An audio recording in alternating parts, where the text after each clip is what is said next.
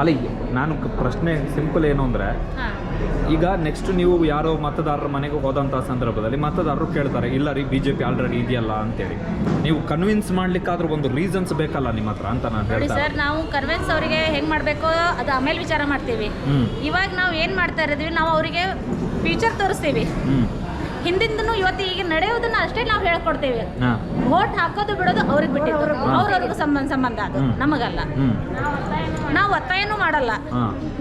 ಈಗ BJP ಬಂದ ಮೇಲೆ ಅಯೋಧ್ಯೆ ಇಶ್ಯೂಸು ಕ್ಲಿಯರ್ ಆಯಿತು, ಸರಿರಾ? ಇವಾಗ ಅಯೋಧ್ಯೆ ಬಂತು, ಇಶ್ಯೂಸ್ ಕ್ಲಿಯರ್ ಆಯ್ತು ಅಂತ ಹೇಳ್ತಾ ಇದ್ದೀರಾ. ಇವಾಗ ಏನೇನು ಏರಿಕೆ ಆಗಿದೆ? ಗ್ಯಾಸ್ ಏರಿಕೆ ಆಗಿದೆ, ಎಣ್ಣೆ ಏರಿಕೆ ಆಗಿದೆ, ಸ್ಕೂಲ್ ಫೀ ಏರಿಕೆ ಆಗಿದೆ, ಎಲ್ಲ ಏರಿಕೆ ಆಗ್ತಾ ಇದೆ. ಪೆಟ್ರೋಲ್ ಏರಿಕೆ ಆಗಿದೆ, ಡೀಸೆಲ್ ಏರಿಕೆ ಆಗಿದೆ. ಯಾವುದಕ್ಕೂ ಅದಕ್ಕೆ ಒಂದು ತರಕಾರಿಗಳ ಏರಿಕೆ ಇದೆ. ಯಾವುದಾದ್ರೂ ಅದಕ್ಕೆ ಒಂದು ಇದನ್ನ ಮಾಡ್ತಾ ಇದ್ದಾರಾ? ಇಳಿಸೋಕೆ ಪ್ರಯತ್ನ ಪಡ್ತಾ ಇದ್ದಾರಾ? ಯಾರು ಇಲ್ಲ. ಆದ್ರೂ ಬಡವ್ರ ಮಂದಿ ಎಲ್ಲ ದುಡಿತಾ ಇದ್ದಾರೆ, ತಿಂತಾ ಇದ್ದಾರೆ.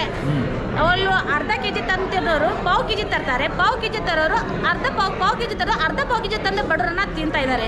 ಇವಾಗ ಅದಕ್ಕೆ ಸೊಲ್ಯೂಷನ್ ಬೇಕಾ ಬೇಡವೋ? ಅದಕ್ಕಾಗಿ ಎಲ್ಲಕ್ಕೂ ನಾವು ಪ್ರಯತ್ನ ಪಟ್ಟು ಅದನ್ನ ಹಿಂದುತ್ವದಲ್ಲಿ ಜನತಾ ಪಾರ್ಟಿಗೆ ವೋಟ್ ಹಾಕ್ಸೋ ನಾವು ವಿಚಾರನ ಮಾಡ್ತೀವಿ, ಗೆಲ್ಲಿಸ್ತೇವೆ. ಈಗ ಅಂದರೆ ನಿಮಗೆ ಈಗ ಬೆಲೆ ಏರಿಕೆ, ಜನಸಾಮಾನ್ಯರ ಸಮಸ್ಯೆಗಳನ್ನು ಕೂಡ ನಿಮ್ಮ ಪಕ್ಷ ಕವರ್ ಮಾಡುತ್ತಾ? ಬರೀ ಹಿಂದೂಗಳು ಲೆಕ್ಕಾಚಾರ ಅಲ್ಲ. ಇಲ್ಲ ನಮ್ದು ಎಲ್ಲಕ್ಕೂ ನಾವು ಎಲ್ಲರೂ ಬೇಕು, ಎಲ್ಲ ಹಿಂದುತ್ವನೂ ಬೇಕು, ಎಲ್ಲರೂ ಬೇಕು. ಈಗ ಮೋದಿಯವರ ಸರ್ಕಾರದ ಬಗ್ಗೆ ಏನು ನಿಮ್ಮ ಅಭಿಪ್ರಾಯ? ಕಳೆದ 8 ವರ್ಷದಲ್ಲಿ ಈಗ ನೀವು ಹೇಳಿದ್ರೆ ಬೆಲೆ ಏರಿಕೆ ಜಾಸ್ತಿ ಚೆನ್ನಾಗಿದೆ, ಹೇಳಕ್ಕೇನು ಅವ್ರ ಬಗ್ಗೆ ನಮಗೇನು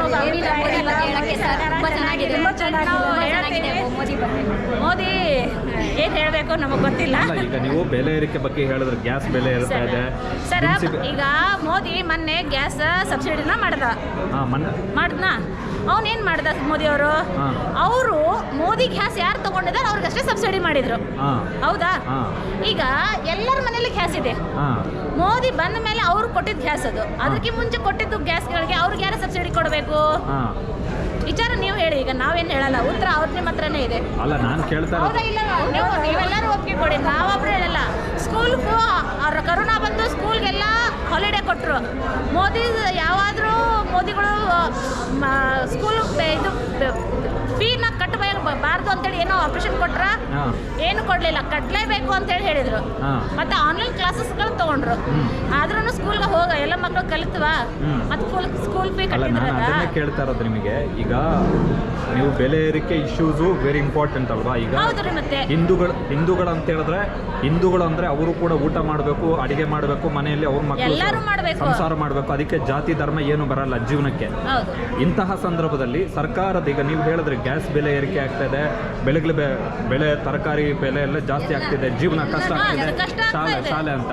ಸೊ ನನ್ನ ಪ್ರಶ್ನೆ ಏನು ಅಂತ ಹೇಳಿದ್ರೆ, ಕಳೆದ 8 ವರ್ಷದ ಅವಧಿಯಲ್ಲಿ ಮೋದಿ ಸರ್ಕಾರ ಸೆಂಟ್ರಲ್ ಗೌರ್ಮೆಂಟ್ ಅಲ್ಲಿ ಅಚ್ಚೇ ದಿನ ಬರುತ್ತೆ ಅಂತೇಳಿ ವೋಟ್ ಹಾಕಿದಂಥ ಸರ್ಕಾರದ ಬಗ್ಗೆ ನಿಮ್ಮ ಅಭಿಪ್ರಾಯ ಏನು? ಈಗ ಯಾಕಂತ ಹೇಳಿದ್ರೆ ನೀವೇನಿವಾಗ ಅಭಿಪ್ರಾಯ ಹೊಂದಿದ್ದೀರಿ ಅದನ್ನೇ ಅಲ್ವಾ ನಾಳೆ ಹೋಗಿ ಜನರಿಗೆ ಕನ್ವಿನ್ಸ್ ಮಾಡೋದು ಅಂತ ನನ್ನ ಪ್ರಶ್ನೆ. ನೋಡ್ರಿ, ಈಗ ಮುಂದೆ ಏನು ಹೇಳಬೇಕು ನಮಗೆ ಗೊತ್ತಿಲ್ಲ. ಆದ್ರೂ ಎಲ್ಲ ಒಮ್ಮೆ ಅಂದ್ರೆ ನಮ್ಗೆ ಎಲ್ಲ ಒಂದೊಂದೊಂದು ಹುಡುಗರು ಶಾಲಿ ಬಗ್ಗೆ ಆಗಲಿ ಅವು ಎಲ್ಲ ಒಂದೊಂದೊಂದೊಂದು ಮಾಡ್ಕೊಂಡು ಬರ್ತೀವಿ.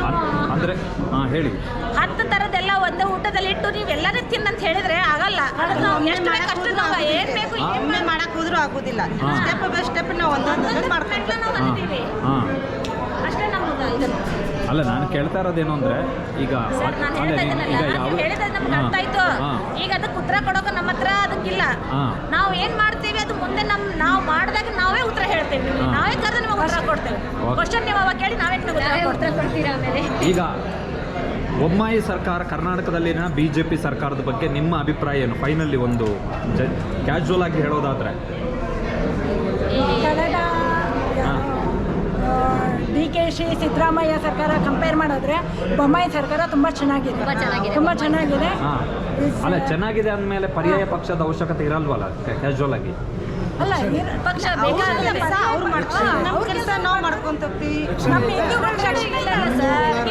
ಈಗ ಇವತ್ತು BJPದವರು ಮೊನ್ನೆ ಹರ್ಷ ಸತ್ರು, ಆಮೇಲೆ ಪ್ರವೀಣ್ ಅವರು ಸತ್ರು. ಅದಕ್ಕೆ ಮುಂಚೆ ಎಷ್ಟೋ ಜನಗಳನ್ನು ನಮ್ಮ ಹಿಂದುತ್ವದಲ್ಲಿ ಸತ್ತಿದ್ದಾರೆ, ಕೊಲೆಗಳು ಆಗಿವೆ. ಈಗ ಅವ್ರಿಗೆ ನ್ಯಾಯ ಯಾರು ದೊರಕಿಸ್ಕೊಡ್ಬೇಕು? ಈಗ ನಾವು ಹೋಗ್ತಾ ಇರ್ತೇವೆ, ನಮ್ಮನ್ನು ಯಾರಾದರೂ ಇದಕ್ಕೆ ಯಾರು ಹೊಣೆಗಾರ? ನಮ್ಮ ಮಕ್ಳಿಗೆ ಯಾರು ಕಾಪಾಡ್ತಾರೆ? ಹಾಂ ಮುಂದಿನ ಜವಾಬ್ದಾರಿ ಯಾರು ತಗೋತಾರೆ?